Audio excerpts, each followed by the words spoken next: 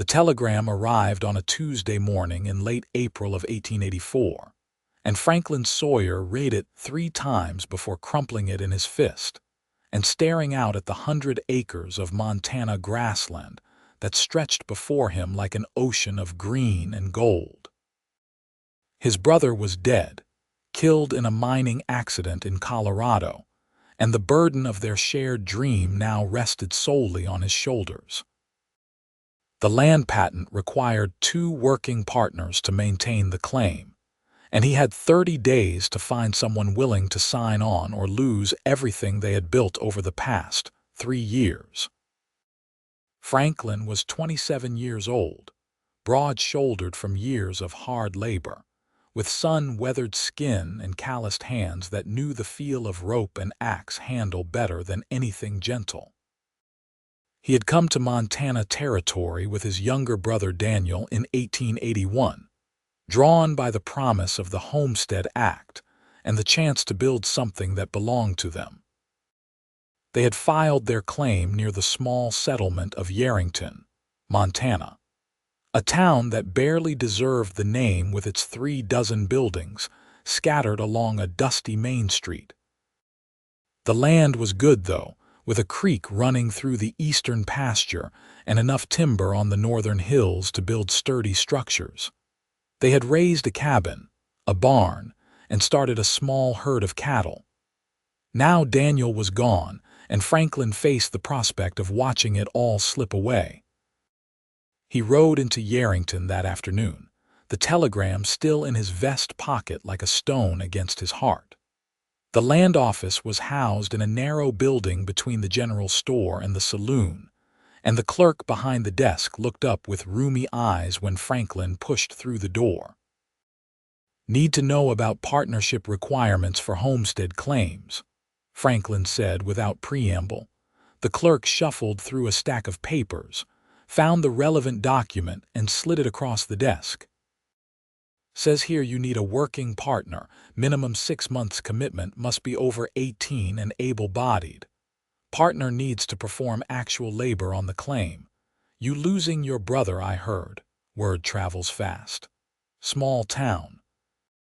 You got 30 days from date of notification to register a new partner, or the claim goes back to public domain." The clerk's tone was not unkind, but neither was it sympathetic. This was simply business, the machinery of law and land grinding forward regardless of personal tragedy. Franklin left the office and stood on the wooden sidewalk, watching a freight wagon lumber past. Finding a partner willing to commit 6 months to hard ranch work would not be easy. Most men with ambition already had their own claims, and those without ambition were not worth having. He thought about asking some of the other ranchers if they had sons or nephews looking for opportunity, but that felt like begging, and Franklin had never been comfortable with that. He was preparing to mount his horse when he heard raised voices from the alley beside the general store. A woman's voice, sharp with anger and fear, and a man's voice, thick and aggressive. Franklin hesitated only a moment before walking toward the sound. In the alley's shadows, a heavy-set man in a stained coat had backed a woman against the wall, one meaty hand planted on either side of her shoulders. "You owe rent, Miss Lancaster, and I mean to collect one way or another." "I told you I would have it by Friday," the woman said. Her voice shook but held firm. "I have a job starting tomorrow at the boarding house. That is what you said last week. I am tired of waiting." The man leaned closer, and the woman turned her face away. "Seems like the lady asked you to wait until Friday," Franklin said from the alley's mouth. The heavy-set man turned, annoyance flashing across his fleshy features. "This is none of your concern, Sawyer. Business between me and my tenant." Franklin recognized him now. Harold Grunwald, who owned several of the smaller buildings in town and rented them out at rates that kept his tenants perpetually behind. "Business that involves cornering women in alleys. I am not cornering anyone. Miss Lancaster and I are simply having a discussion about her obligations." The woman pushed away from the wall, ducking under Grunwald's arm and moving quickly toward Franklin. In the better light at the alley's entrance, Franklin could see her more clearly. She was perhaps 24 or 25, with dark blonde hair pinned up in a practical bun and gray-green eyes that sparked with a mixture of fear, anger, and fierce pride. Her dress was worn but clean, mended carefully at the seams. She was slender in a way that spoke more of missed meals than natural build. "Thank you," she said to Franklin, her voice steadier now. "Mr. Grunwald was just leaving." Grunwald's face reddened. "You will have my money by Friday, Miss Lancaster, or you will find your belongings on the street. And do not think you can charm your way out of it with help from ranch hands." He brushed past Franklin with deliberate force and stomped toward the main street. The woman let out a long breath and sagged slightly against the wall. "I apologize that you had to witness that. Harold Grunwald is many things, but patient is not among them. You all right? I am fine. Angry, embarrassed, but fine." She looked up at him with those gray-green eyes. "You are Franklin Sawyer, are you not? You have the claim north of town with the creek running through it." "That is right." "I am afraid you have me at a disadvantage. Hannah Lancaster. I have been in Yarrington about 3 months. I do sewing and mending, and I was supposed to start cooking at the boarding house, but the owner decided to give the job to his niece instead."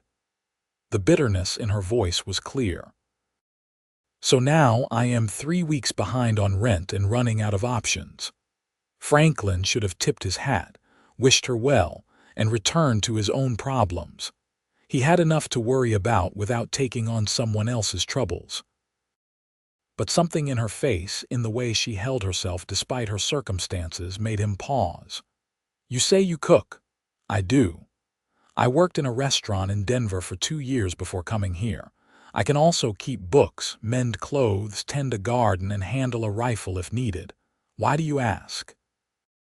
An idea was forming in Franklin's mind, half-formed and probably foolish, but desperate times called for improvisation. "I have a proposition for you, Miss Lancaster. It may sound strange, but hear me out." She crossed her arms, wariness creeping into her expression. "I am listening. I need a partner for my land claim. My brother died 2 weeks ago in Colorado, and the homestead law requires 2 working partners to maintain the patent. If I do not register someone within 30 days, I lose everything. The partner has to be over 18, able-bodied, and willing to commit to at least 6 months of work on the claim." Hannah's eyes narrowed. "And you are offering this to me, a woman you met 5 minutes ago in an alley. I am offering honest work for honest pay. You would have a place to live, food to eat, and I would pay you wages on top of that. $20 a month. The work would be cooking, keeping house, helping with the garden and chickens, maybe learning some basic ranch work if you are willing. It would be a business arrangement, nothing improper. I would sign any paper you wanted to that effect." She studied him for a long moment, and Franklin felt the weight of that gaze. Whatever Hannah Lancaster had been through in her life, it had taught her to measure people carefully. "Why would you trust me with this? You know nothing about me. I know you pay your debts even when it costs you. I know you stand up for yourself even when you are afraid, and I know I need help." Franklin pulled the telegram from his pocket and handed it to her. "This came this morning. I have until May 15th to file a new partner or lose my claim. I have worked that land for 3 years, Miss Lancaster. I buried my brother's dog there when it got kicked by a horse. I planted trees by the cabin door. I am not ready to walk away from it." Hannah read the telegram, her expression softening slightly. She handed it back. "This is a business arrangement. I would expect you to respect that. You have my word. And if it does not work out, if one of us wants to end the arrangement, the law requires 6 months minimum for the claim to remain valid. After that, if you wanted to leave, I would give you a horse and $50 to get wherever you wanted to go." "Fair." She was quiet for another moment, and Franklin could almost see her weighing her options. Behind on rent, no job, no family in town that he had heard of. Whatever had brought her to Montana, she was alone in it. Finally, she extended her hand. "Fair. When would you want me to start? How fast can you pack?" That night, Franklin rode back to the ranch with Hannah Lancaster seated behind him on his horse, her single carpetbag tied to the saddle. The sun was setting behind the mountains, painting the sky in shades of orange and purple that made the grasslands glow. Hannah said little during the ride, but Franklin felt her grip tighten on his coat whenever the horse navigated rough ground. The cabin came into view as twilight deepened, a solid structure of hewn logs with a stone chimney and a covered porch. Beside it stood the barn, and beyond that, the fenced pasture where Franklin's small herd of cattle grazed. It was not much compared to the big ranches that sprawled across thousands of acres, but it was his, built with his own hands and his brothers beside him. Franklin helped Hannah down from the horse and carried her bag to the porch. "It is not fancy, but it is solid.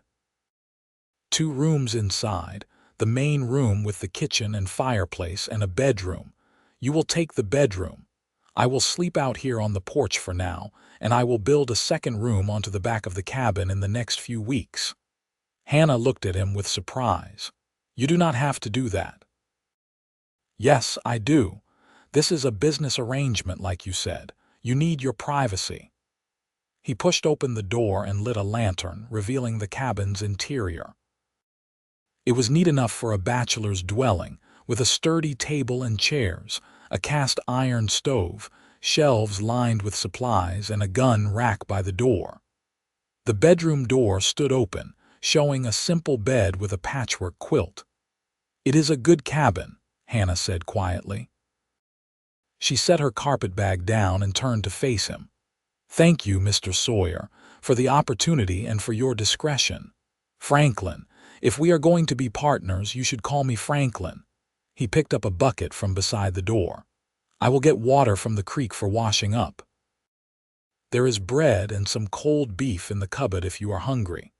We will go into town tomorrow and get whatever supplies you need, and we will file the partnership papers at the land office." "Franklin," she said, testing the name. "You can call me Hannah." Over the next few days, they settled into a careful routine. Hannah took over the cooking and housekeeping with a competence that spoke of long experience. She rose before dawn to start the fire and have coffee ready when Franklin came in from the morning chores. She swept and scrubbed, mended his shirts, and began planning a larger vegetable garden than the small patch Franklin had maintained. Franklin worked on building the addition to the cabin, cutting timber from the North Hills and dragging it back with his horse. He worked methodically, measuring twice and cutting once, determined to give Hannah a proper space of her own. In the evenings, they ate together at the rough table, conversation limited at first to practical matters of the ranch and the work that needed doing. But gradually, in small moments, they began to learn each other. Franklin discovered that Hannah had been born in Philadelphia, the daughter of a schoolteacher who died when she was 12.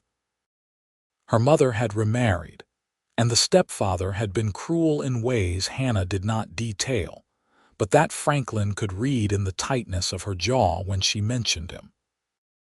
She had left at 18, working her way west through a series of jobs, always moving, never quite finding a place that felt like home. Hannah learned that Franklin and Daniel had grown up in Ohio, sons of a farmer who drank too much and struck too hard. They had left as soon as they were old enough, working cattle drives and ranch jobs, saving every penny until they had enough to file their own claim. Daniel had been the dreamer, full of plans for expanding the herd and building a house big enough for the family he hoped to have someday. Franklin was the steady one, the one who made sure the work got done and the supplies were laid in for winter. "He would have liked you," Franklin said one evening as they sat on the porch watching the stars emerge. "Daniel, I mean. He always said this place needed a woman's touch." Was he planning to marry? He talked about it. There was a girl in town, daughter of the feed store owner, but she married someone else last year. Daniel took it hard, but he would have found someone eventually. He had a way about him, made people smile. Franklin was quiet for a moment. "I keep expecting to hear him whistling when I come in from the barn. He always whistled while he worked." Hannah did not offer empty platitudes or false comfort. She simply nodded, understanding that some griefs needed space more than words.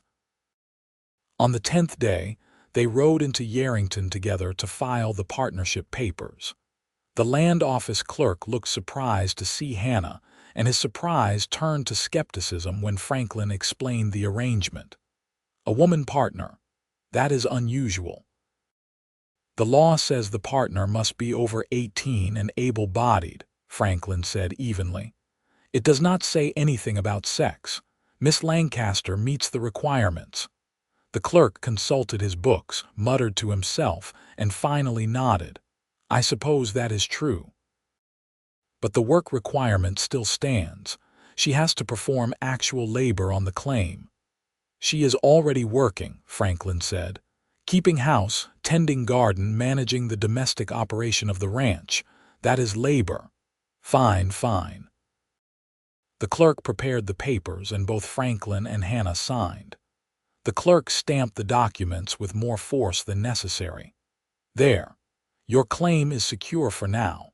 Miss Lancaster is registered as working partner, minimum commitment of 6 months from today's date." As they left the office, Hannah said, "He did not approve. Plenty of things in this world I do not approve of either, but that does not stop them from being legal." Franklin helped her into the wagon he had borrowed for the trip. "We need supplies anyway. Figured we would make a day of it."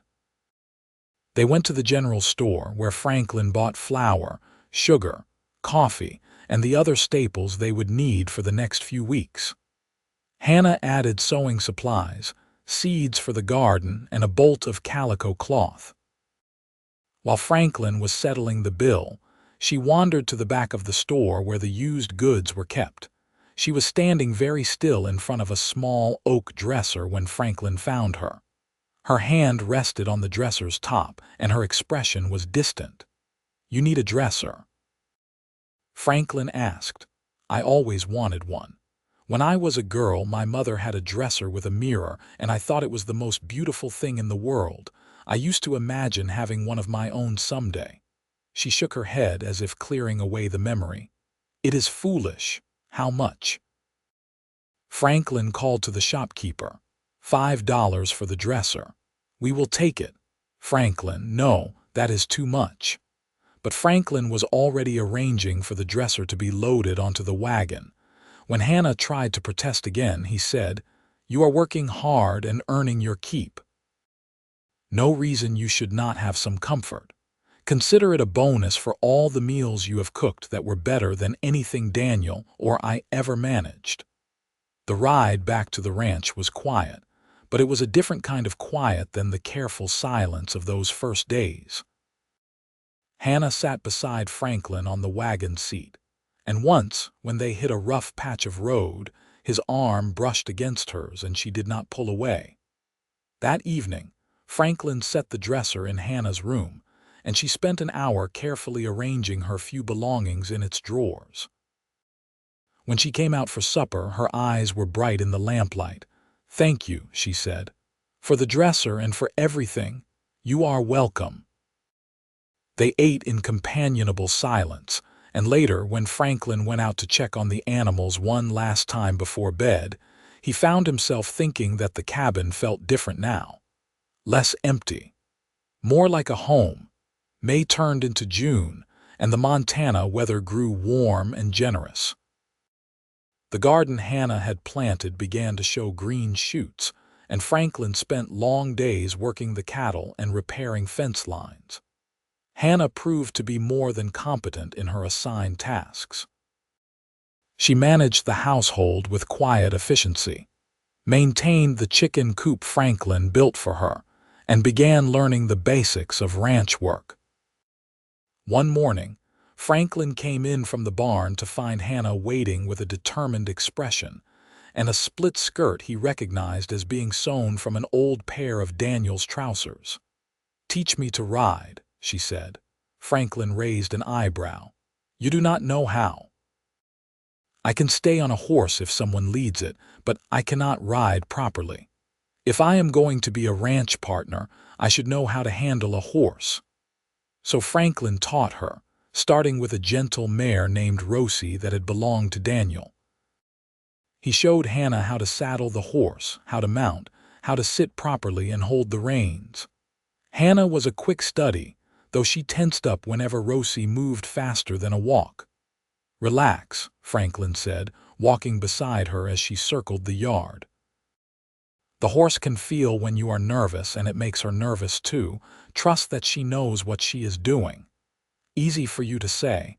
You have been riding since you were a child." "True. But you will get it. You are stubborn enough." She glared down at him, but there was no real heat in it. "Is that a compliment?" "In my experience, stubborn is what keeps people alive out here."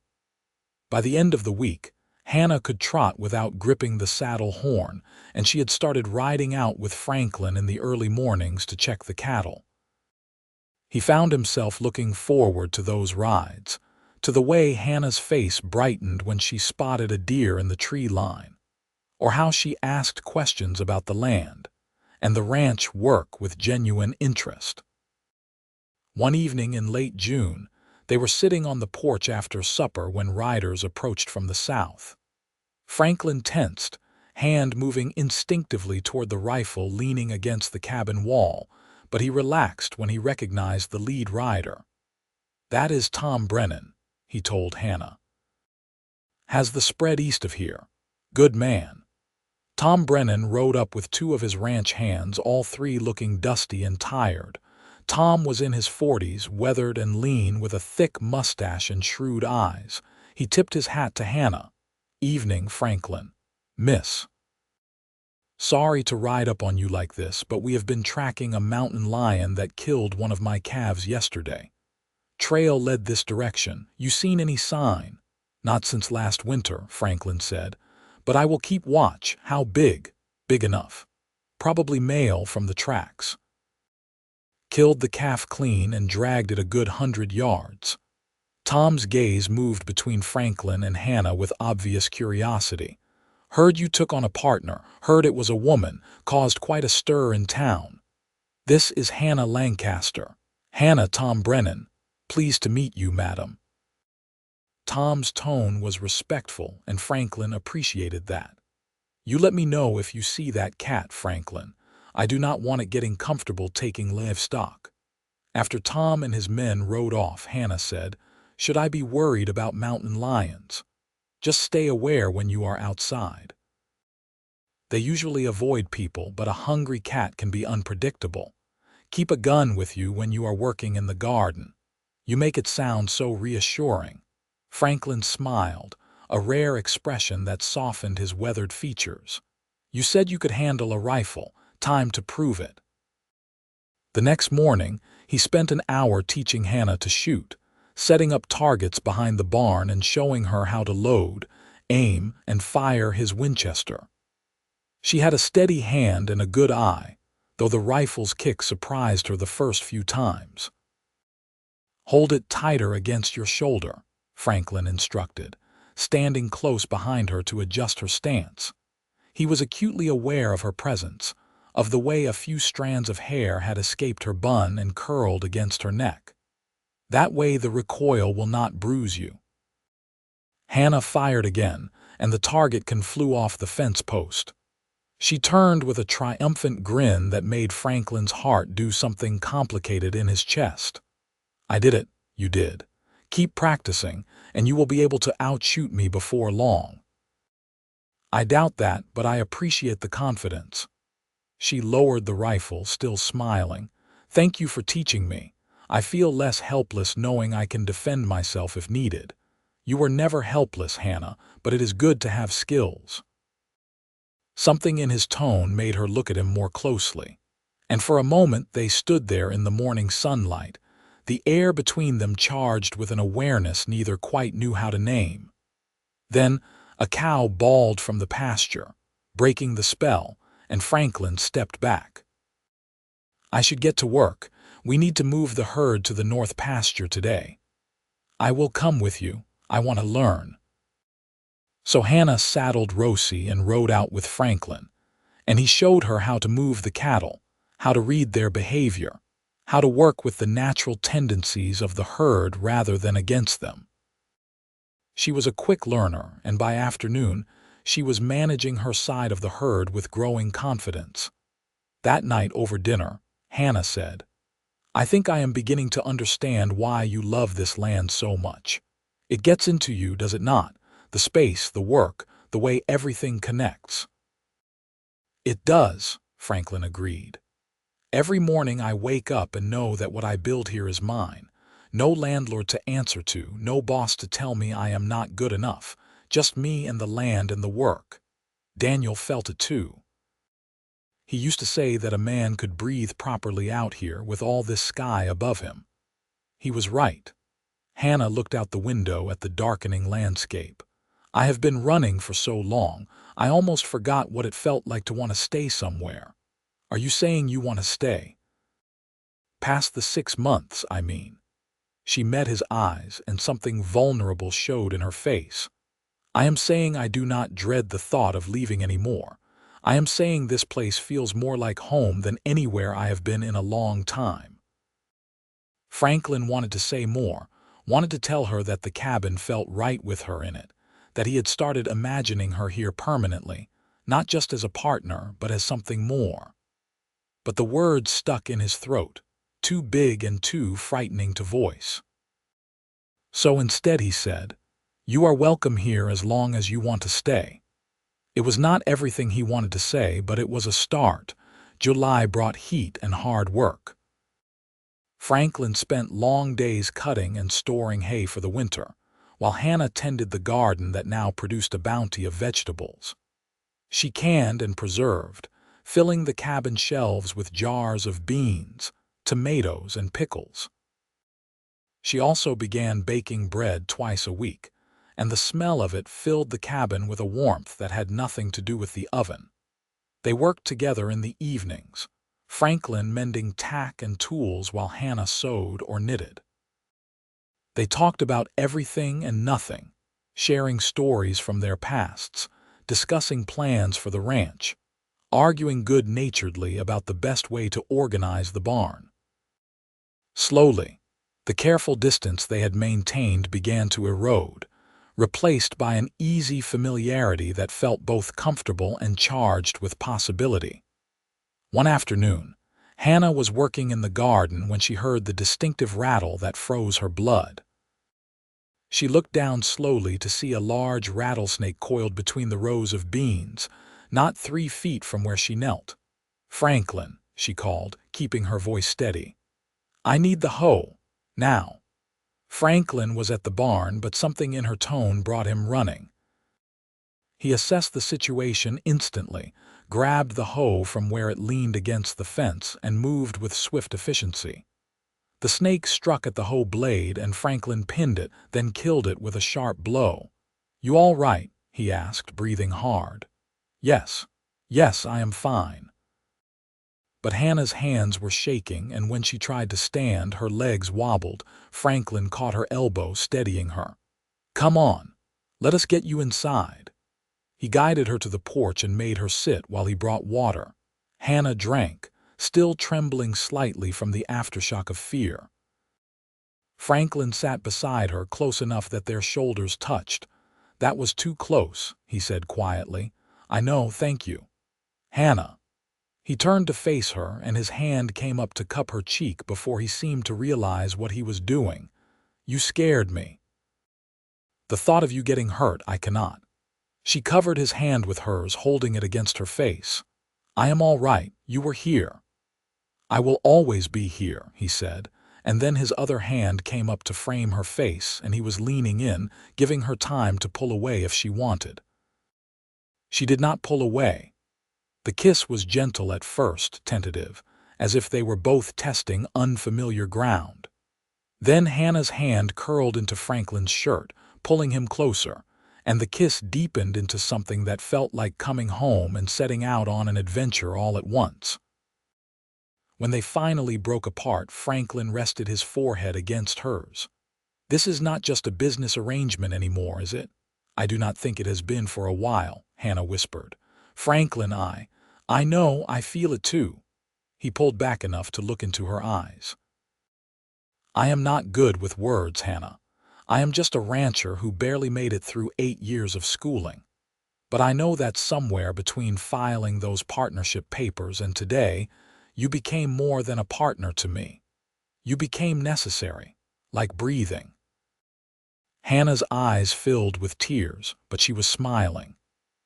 "You are better with words than you think, and for what it is worth, you became necessary to me too.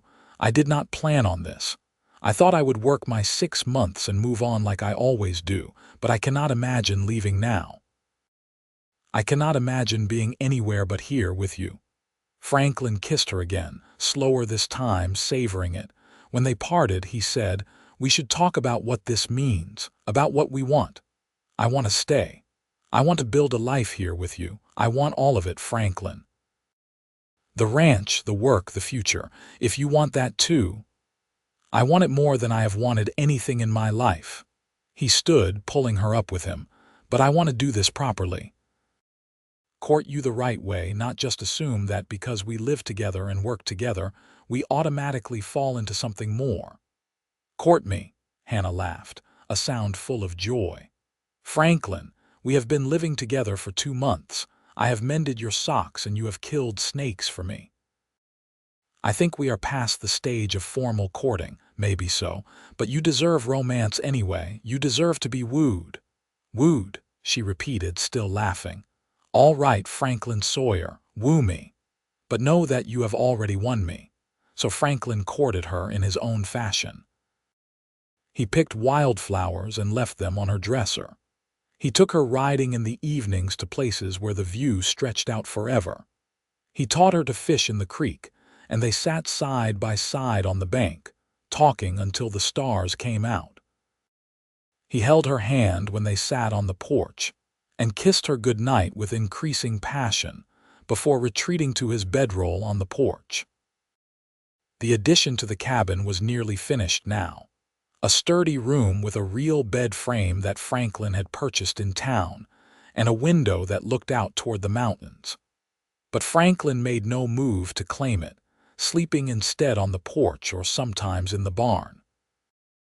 One night in early August, Hannah came out to the porch where Franklin was lying on his bedroll staring up at the stars.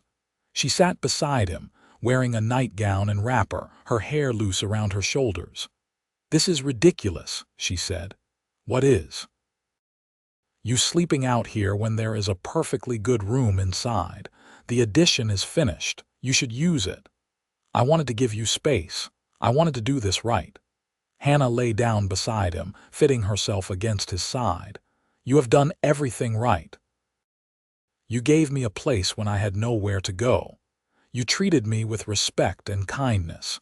You taught me to ride and shoot and work cattle. You made me feel like I belonged somewhere for the first time in my life. Franklin, I do not need more space. I need you." He turned on his side to face her, his arm coming around her waist. "Hannah, are you sure? Because once we cross this line, there is no going back. Not for me. I am not a man who does things halfway. I have never been more sure of anything." She kissed him, long and deep, leaving no doubt about her intentions. "Take me to bed, Franklin, your bed, where I belong." He stood and pulled her up, then lifted her into his arms and carried her into the cabin. They went to the new room, where Franklin laid her gently on the bed and lit the lamp on the dresser. Then he came to her, and there was no more need for words. They came together with a passion born of months of growing attraction and genuine love. Franklin was gentle but thorough, taking his time to learn what made Hannah gasp and sigh.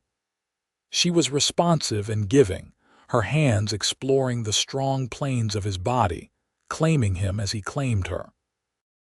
They loved through the night, finding joy and pleasure in each other, building memories that would sustain them through whatever challenges lay ahead.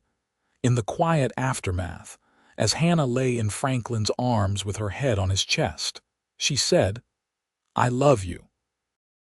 I think I have loved you since the day you bought me that dresser."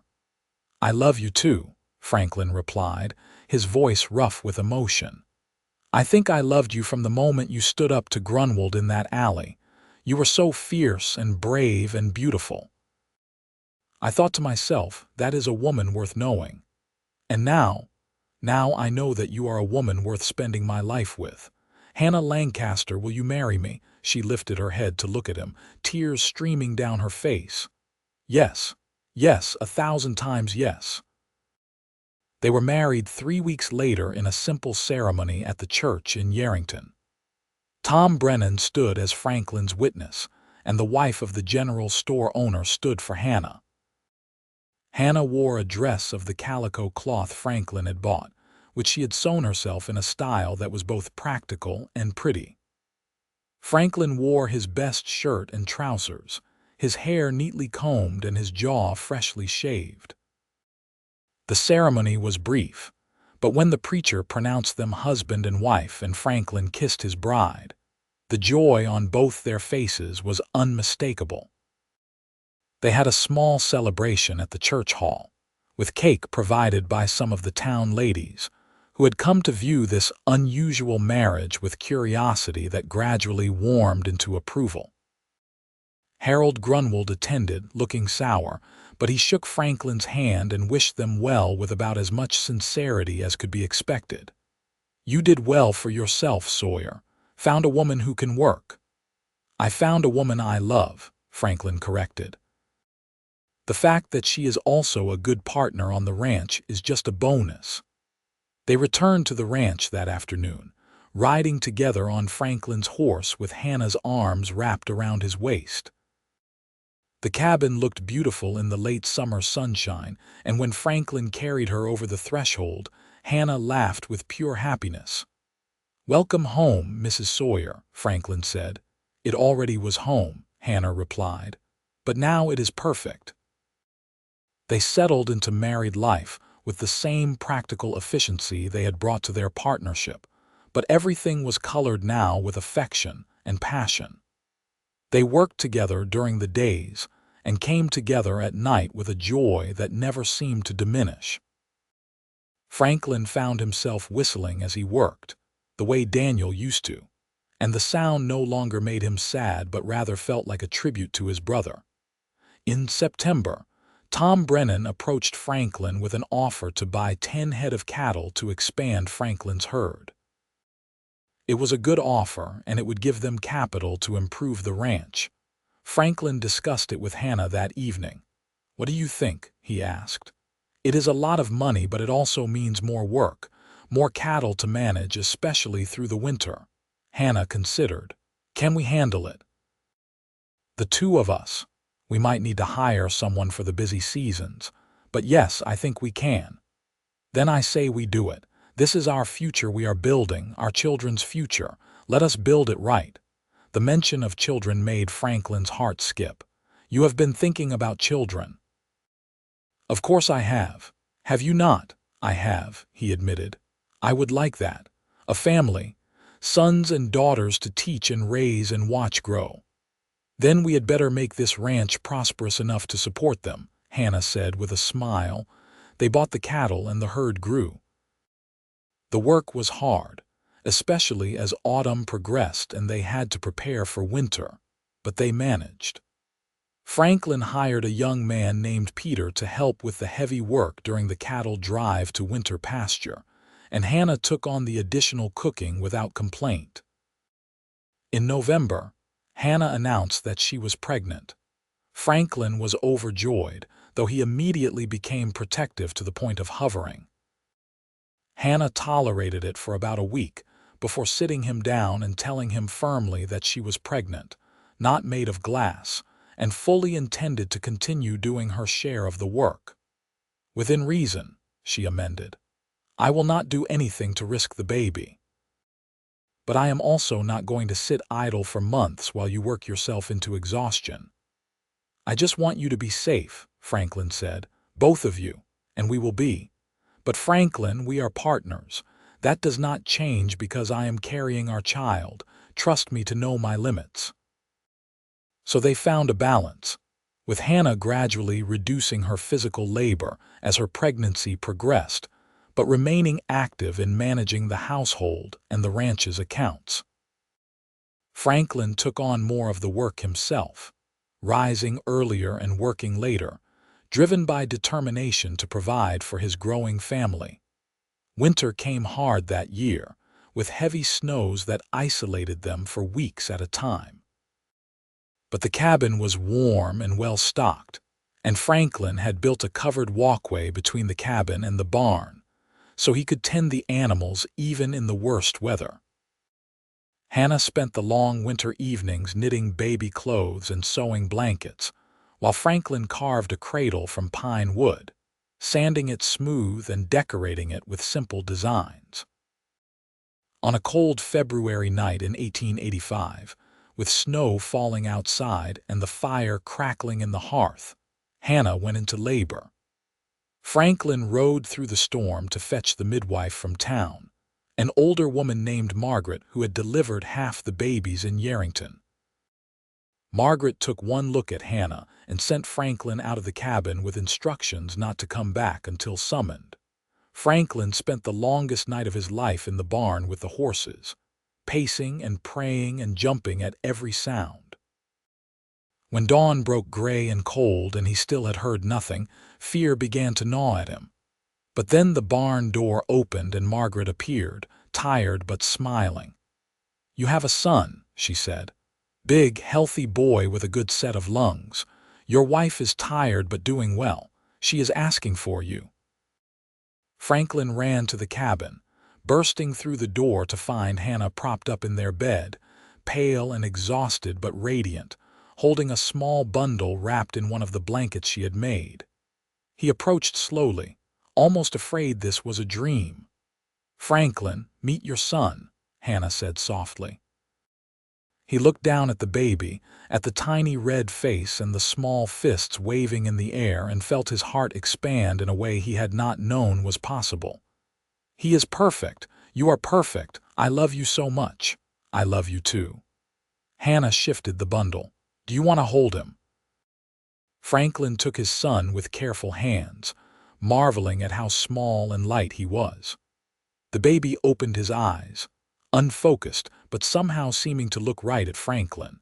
And in that moment, Franklin understood what Daniel had meant about having something worth fighting for. "We should name him," Hannah said. "I was thinking Daniel after your brother." Franklin's eyes filled with tears. "Are you sure?" "I am sure.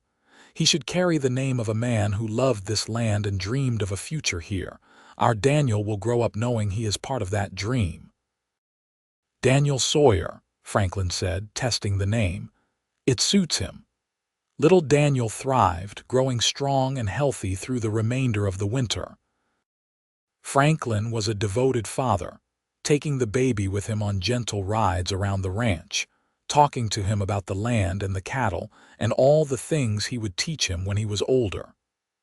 Hannah watched her husband and son together and felt a contentment so deep it sometimes brought her to tears.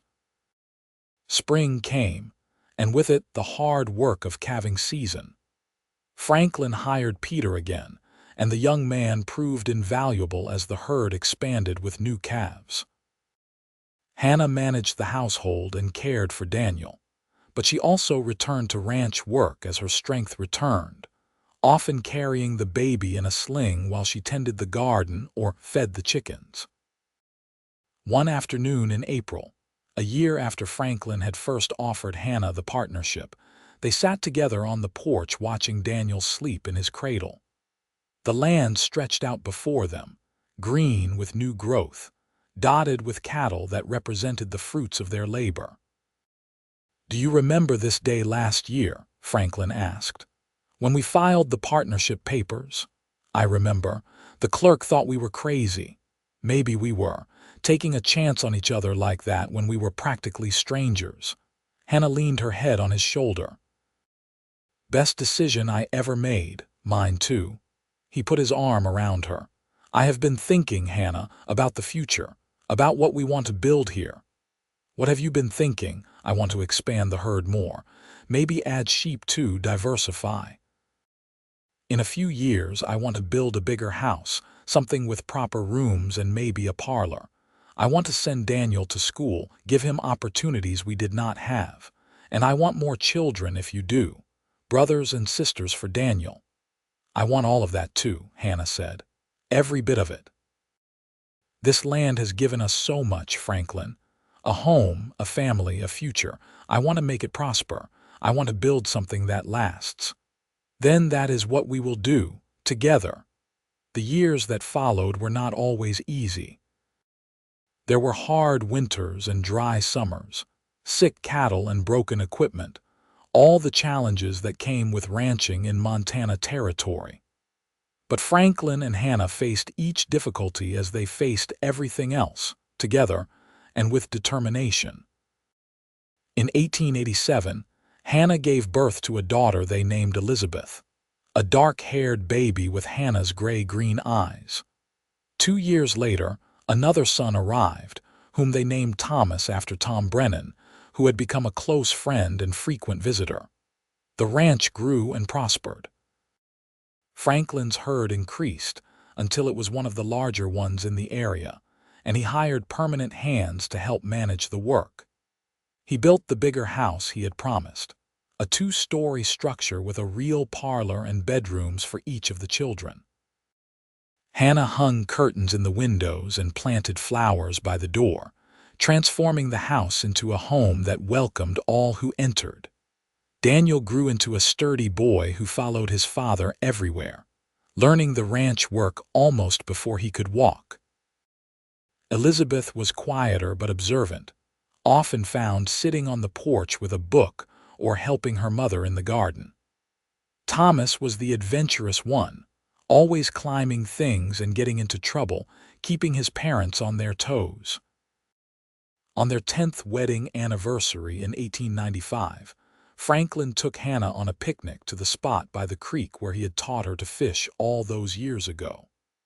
The children were home with one of the ranch hands and his wife, giving Franklin and Hannah a rare afternoon alone. They spread a blanket on the creek bank and unpacked the food Hannah had prepared. It was a beautiful summer day, with white clouds drifting across an impossibly blue sky. Franklin poured cider into tin cups and handed one to Hannah. "To 10 years," he said. "To 10 years," she echoed. "And to 50 more." They drank, and then Franklin reached into his pocket and pulled out a small box. "I wanted to give you something. I know we have never been much for fancy gifts, but this is special." Hannah opened the box to find a gold ring set with a small but perfect emerald. She gasped. "Franklin, this must have cost a fortune. Tom helped me pick it out when I went into Helena last month. I wanted you to have something beautiful, something that showed how much you mean to me." He took the ring and slipped it onto her finger beside her simple wedding band. 10 years ago, I was facing the loss of everything I had worked for. Then you walked into my life, and you gave me more than just a partner for the land. You gave me a partner for life. You gave me a family and a home and a reason to build for the future. I love you more today than I did the day we married, and I will love you more tomorrow than I do today." Hannah was crying, but they were happy tears. "I never dreamed I could have this. A husband who loves me, children who are healthy and happy, a place that is truly mine." "You gave me all of that, Franklin. You saved me." "We saved each other," he corrected. "That is what partners do." They kissed, tender and sweet, and then lay back on the blanket to watch the clouds drift by. Hannah thought about the frightened, desperate woman she had been that day in the alley, and marveled at how far she had come. She thought about the grief-stricken man who had offered her a partnership out of necessity and discovered love instead. "What are you thinking about?" Franklin asked. "About how sometimes the worst moments lead to the best things. If I had not been behind on my rent, if Harold Grunwald had not cornered me in that alley, if you had not needed a partner for your land claim, we might never have met. I do not want to imagine that. A life without you and the children, it would not be worth living. You would have found someone else, eventually. Maybe. But she would not have been you." He rolled onto his side and propped himself up on one elbow, looking down at her. "You are my great love, Hannah Sawyer. The one I was meant to find. I believe that. I believe it too." As the sun began to set, painting the sky in shades of gold and pink, they packed up the picnic and rode slowly back to the house. Smoke rose from the chimney, and they could hear the children's laughter as they played in the yard. The cattle grazed peacefully in the pastures, and the mountains stood eternal in the distance. Franklin helped Hannah down from her horse, and they stood for a moment taking it all in. This was what they had built together, what they had fought for and worked for and loved into existence. It was not perfect, but it was theirs, and it was good. Daniel came running up, dusty and excited. "Papa, can we go riding tomorrow? I want to check on the new calves." "We will go first thing after breakfast," Franklin promised. Elizabeth appeared with a bouquet of wildflowers she had picked. "These are for you, Mama, because you are pretty." Hannah bent down to hug her daughter. "Thank you, sweetheart. They are beautiful." Thomas toddled over, barely 3 years old, and demanded to be picked up. Franklin obliged, hoisting his youngest son onto his shoulders. "Let us get you wild ones fed and into bed." Later, after the children were asleep and the house was quiet, Franklin and Hannah sat on the porch of their home, watching the stars emerge. Franklin held Hannah's hand, his thumb rubbing across the new ring. "Happy?" he asked. "Happier than I ever thought possible." "Me too." They sat in comfortable silence, the kind that only came from years of knowing each other completely. Hannah thought about the journey that had brought them here, from desperate strangers to business partners to lovers to husband and wife. She thought about all the ways Franklin had shown his love over the years, in grand gestures and small kindnesses, in hard work and gentle words. "Franklin," she said quietly, "do you ever wonder what Daniel would think? Your brother, I mean, if he could see what we have built?" Franklin was quiet for a moment. "I think he would be happy. Proud, maybe. He always wanted this land to mean something, to be the foundation for something lasting. We have given him that. Daniel will never be forgotten, not as long as we are here telling our children about him. We should take the children to visit his grave, bring flowers, tell them stories about their uncle." "I would like that." More years passed, each one adding its own chapters to their story. The ranch continued to grow, and Franklin took on more grazing land, leasing from the government and from neighbors looking to partner. Hannah's garden expanded into a small orchard, and she became known in Yarrington for her preserves and pies, which she sold at the general store for extra income. The children grew up strong and capable. Daniel, the eldest, proved to be a natural rancher with his father's steady temperament and his mother's quick mind. Elizabeth discovered a love of books and teaching, and Hannah tutored her at home, determined that her daughter would have the education she herself had missed. Thomas was the wild one, always testing boundaries, but he had a good heart and an infectious joy that brightened even the hardest days. In 1898, 2 more children arrived, twin girls they named Rose and Lily. Hannah was 37 by then, and the pregnancy was difficult, but both babies were healthy and the household erupted into joyful chaos. Franklin hired more help for the house, insisting that Hannah not wear herself out caring for infants while also managing everything else. Through all of this, The bond between Franklin and Hannah only deepened. They remained not just lovers but true partners, consulting each other on every decision, supporting each other through every challenge. They still found time for moments alone, stolen afternoons by the creek or quiet evenings on the porch after the children were in bed. Their love had matured from the passionate rush of early romance into something stronger and more enduring, a love built on mutual respect, shared dreams, and daily choice. When Montana became a state in 1889, Franklin and Hannah celebrated by hosting a party for their neighbors and friends. Tom Brennan gave a rousing speech about the future of Montana and the hardy souls who had built it. Franklin raised his glass and toasted his wife, thanking her publicly for being the rock upon which their family was built. Hannah, never comfortable with public attention, blushed and demurred, but later that night she told Franklin, "You are the rock. I am just the mortar that holds everything together." "Then we are a good team," Franklin replied. "Rock and mortar, land and home, husband and wife, we fit." As the new century approached, Franklin and Hannah found themselves becoming elder statesmen of sorts in Yerington. They were the couple younger homesteaders came to for advice, the ones who had proven that hard work and partnership could build something lasting.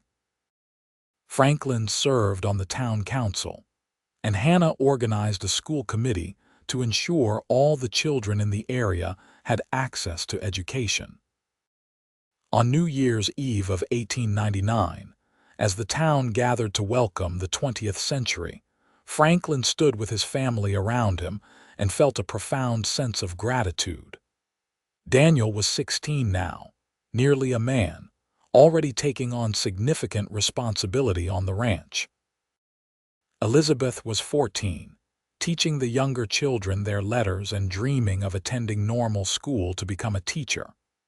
Thomas was 11, still full of mischief, but showing signs of the man he would become.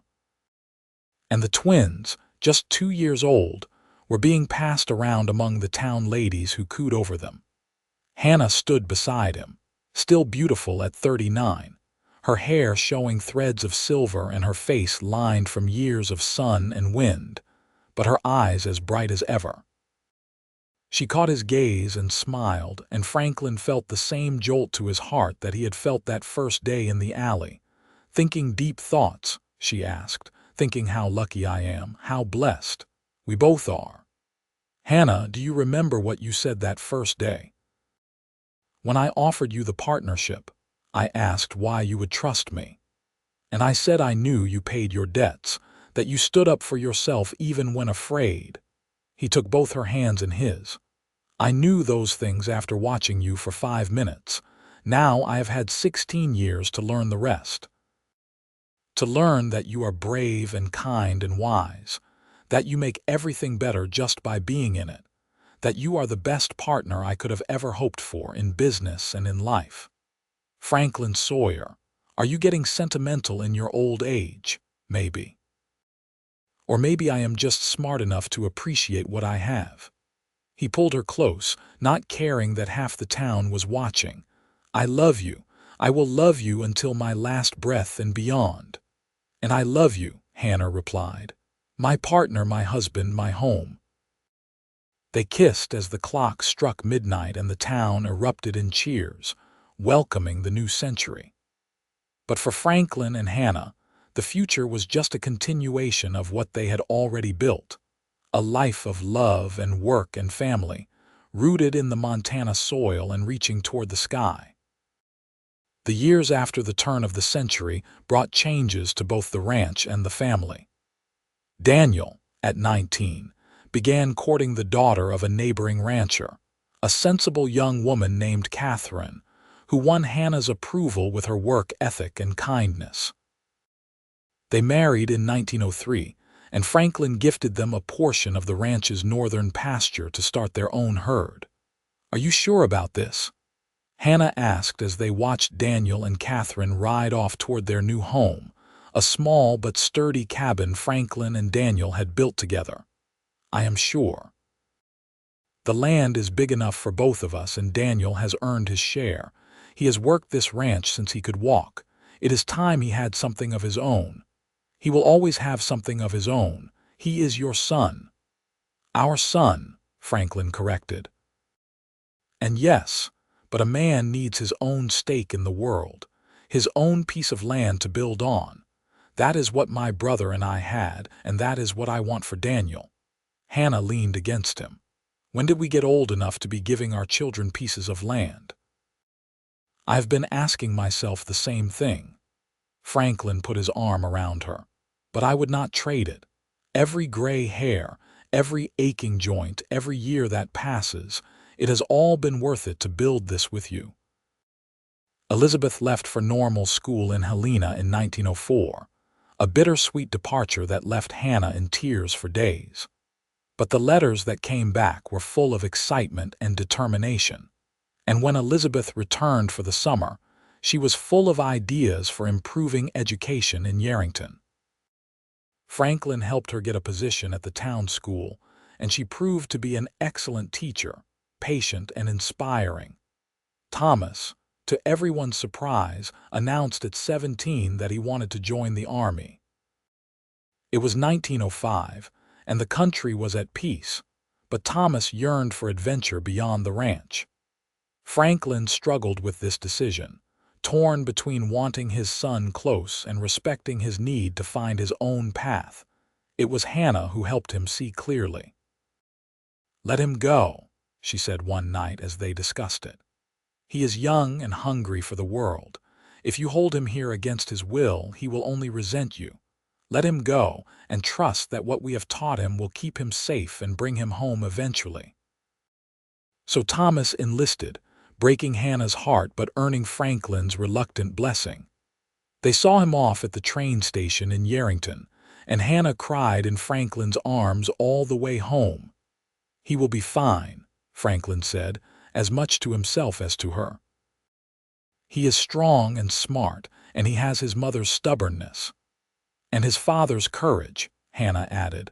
"But I will worry every day until he comes home." The twins, Rose and Lily, grew into spirited girls who kept the household lively. They were inseparable, finishing each other's sentences and getting into trouble with perfect coordination. Franklin found himself outnumbered by daughters and secretly loved every minute of it, spoiling them in ways he had never spoiled Daniel.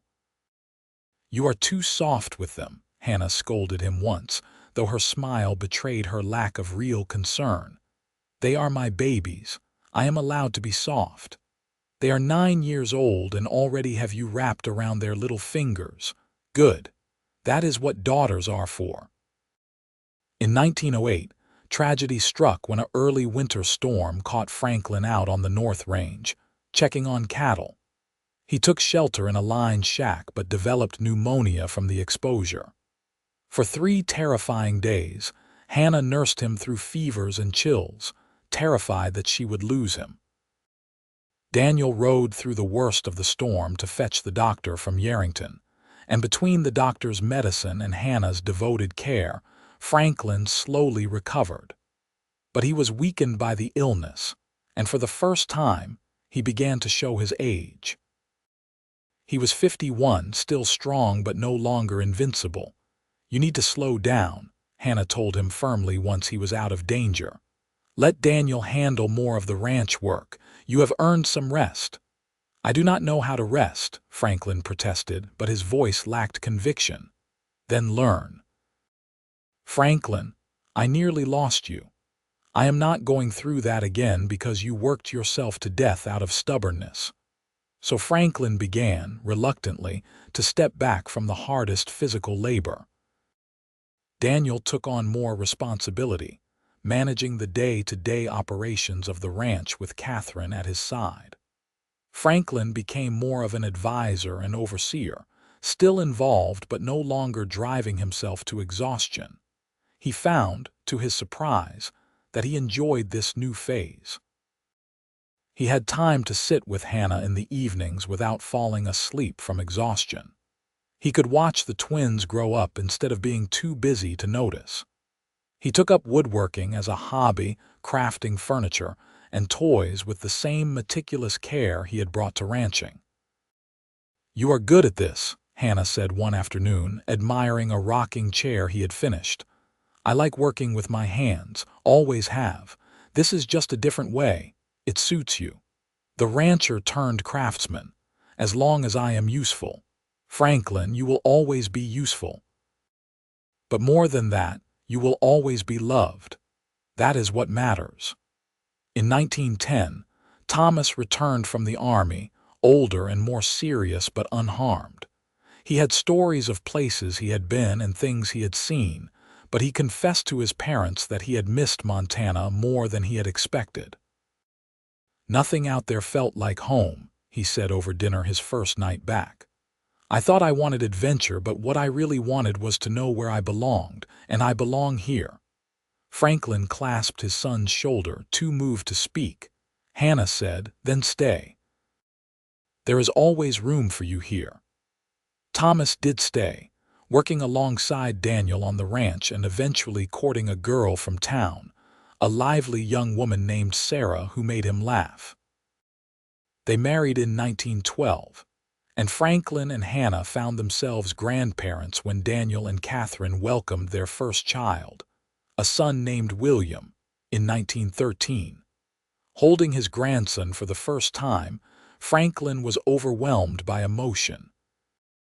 This was the future he and Hannah had built, the legacy that would outlast them. This baby would grow up on this land, would learn the same lessons Franklin had learned, would carry the Sawyer name forward. "He looks like you," Hannah said, standing beside him. "He looks like hope," Franklin replied. As Franklin and Hannah moved into their 60s, the ranch thrived under Daniel and Thomas's management. Elizabeth married a schoolteacher from Helena and settled there, though she visited often. Rose and Lily, grown into beautiful young women, both found husbands among the local ranchers, staying close to home. Franklin and Hannah's hair turned silver. Their faces became deeply lined, but their love remained constant. They celebrated their 30th wedding anniversary in 1925, surrounded by children, grandchildren, and friends. It was a joyous occasion, with tables laden with food and music playing late into the night. Franklin stood to make a speech, his hand shaking slightly but his voice strong. "30 years ago, I married the bravest woman I have ever known. I thought I was getting a partner for my land. What I got was the partner of my life, the mother of my children, the woman who made every day worth living. Hannah, you are my heart. You are my home. Thank you for 30 years, and I pray for 30 more." The guests applauded, but Hannah came to him and kissed him in front of everyone. "You will always be my home too," she whispered. They did not get 30 more years. In the spring of 1929, Franklin suffered a heart attack while working in his shop. He died quickly, with Hannah holding his hand and Daniel at his other side. He was 72 years old, and he died on the land he had loved, surrounded by the family he had built. Hannah was devastated but strong. She organized the funeral with Elizabeth's help, greeting the seemingly endless stream of visitors who came to pay their respects. It seemed everyone in Yerington and the surrounding ranches had a story about Franklin, about his fairness, his hard work, his quiet kindness. At the funeral, Hannah spoke briefly. "Franklin was a man who kept his promises. He promised me a place to belong, and he gave me a home. He promised to love me, and he did every day in 1,000 small ways. He promised to build something lasting, and look around you. This land, these buildings, these children and grandchildren, this is what he built. This is his legacy, and it will endure." They buried him on a hill overlooking the ranch, beside the grave of his brother Daniel. Hannah had a single stone carved for both brothers. Daniel Sawyer, 1863–1884, and Franklin Sawyer, 1857–1929. Brothers in blood, partners in dreams. They built a future here. In the months after Franklin's death, Hannah struggled. The house felt empty even though it was full of people. Daniel and his family had moved into the main house to be with her, and the twins visited nearly every day, but nothing could fill the Franklin-shaped hole in her life. She spent hours on the porch where they had sat together so many times, staring out at the land and remembering. She wore his old shirt sometimes, finding comfort in the familiar smell of him. She talked to him, telling him about her day, about the grandchildren, about all the small things they had always shared. But slowly, with the support of her family, Hannah found her way forward.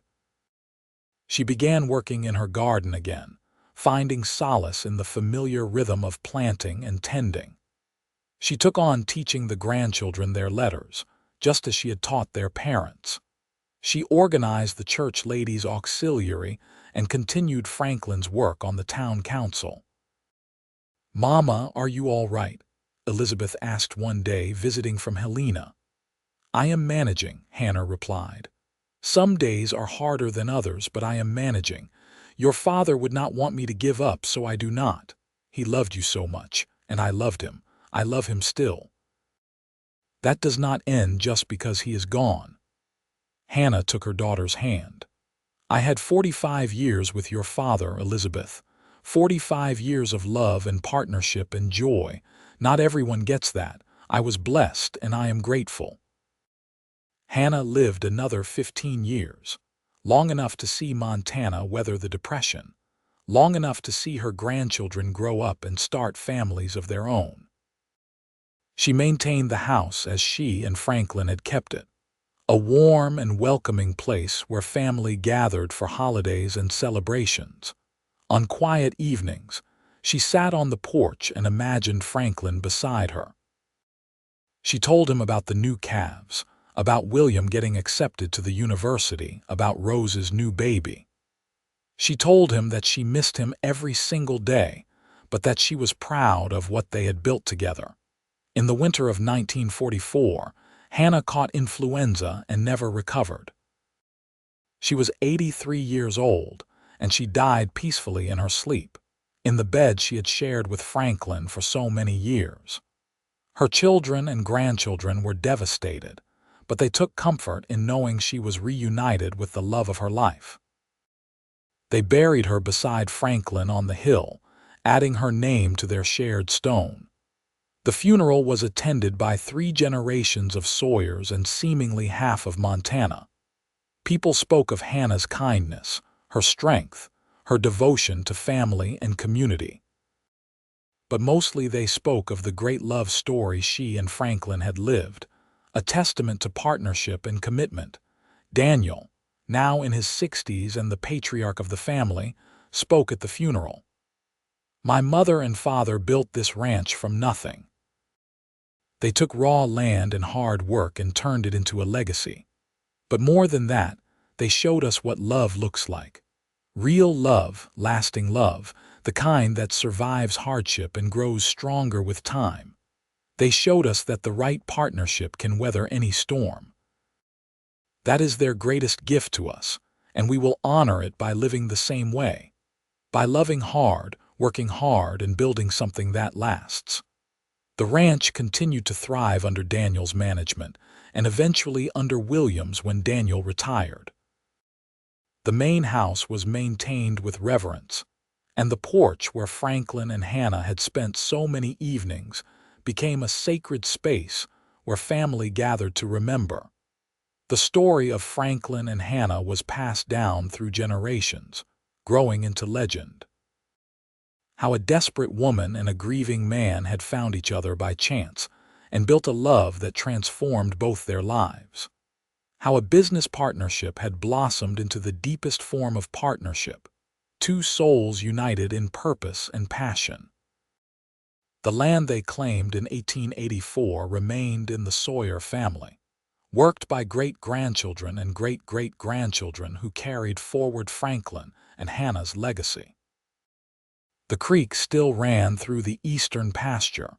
The mountains still stood eternal in the distance, and on quiet evenings, If you sat on that old porch and listened carefully, you could almost hear their voices, talking about the day's work and the future they were building together. They had needed each other, Franklin and Hannah. He had needed a partner for his land, and she had needed a place to belong. What they gave each other was so much more. They gave each other home, family, purpose, and a love that lasted not just a lifetime but generations beyond. They proved that the best partnerships are built on mutual respect, honest work, and daily choice. They showed that sometimes the most extraordinary love stories begin in the most ordinary ways, with two people taking a chance on each other and choosing, every day, to build something beautiful together. That was the legacy Franklin Sawyer and Hannah Lancaster Sawyer left behind. Proof that love could transform everything, that partnership could build miracles, and that the wild Montana land could be tamed not by force, but by devotion, determination, and two hearts beating as one.